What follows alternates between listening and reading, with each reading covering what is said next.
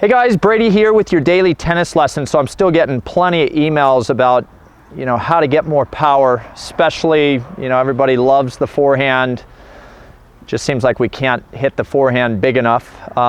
So today's topic is the loop, okay? And I know we've done a lot of work with this with our modern forehand videos, but the loop still is a little bit of an enigma, all right? Some players, I'm still seeing some players and getting emails from some players that don't even have a loop yet, okay? So for all of you guys out there that aren't using a loop yet but are wondering how to get more power, a loop is an absolute must-have. You guys have to understand that C shape on the forehand side and that reverse C shape on the backhand side is just so critical for creating speed through the ball, okay?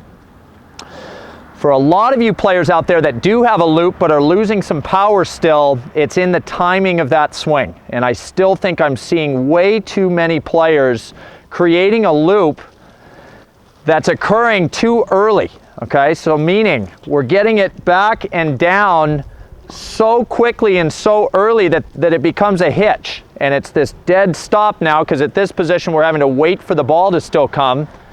And now it's this stagnant starting position.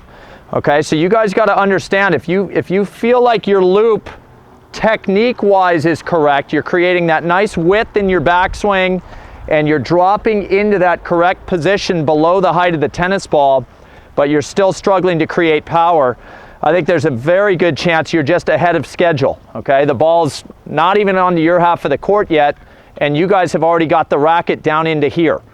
Okay, so let me show you kind of what that looks like. Mark's going to toss a ball in.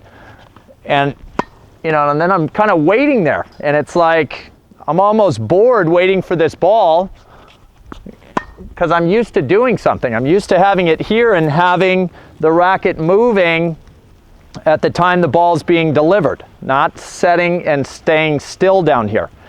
All right, so start really working on the timing of when the racket should go from that upright position into the bottom of that loop, because that's really where the speed's going to come in. Is once you guys have gone slowly through the backswing, you hear a lot of coaches saying, hey, stay loose, because that really is what this loop should look like. It should look very almost lazy in this position and then aggressive coming through here, because that's where we want the speed. Okay, so let's take a look at a couple of those.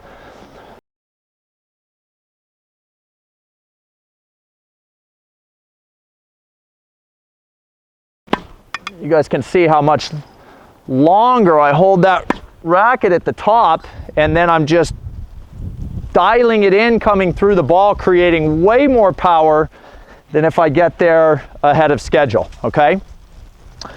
Want to talk quickly about the serve as well. I think you guys, if you had the ability to get video of your serve and see the path that the racket takes, a really good server has a little miniature kind of loop in the swing. The racket, when it drops, comes kind of near the ear, so it comes in and then loops and goes back out to the ball, okay? I'm seeing a lot of players at the club level that are setting the racket back and then coming straight back on the same line. That is a power killer on your guys' serves.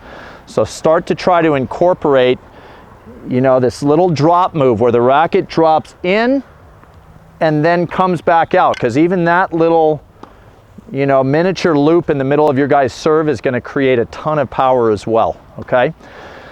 So I know it seems, pretty self-explanatory that a loop creates power, but if you guys are still struggling, to hit the ball as big as you want, I think we've got to have a much clearer understanding of when that loop needs to be occurring so you guys can start ripping that forehand the way the pros are, okay?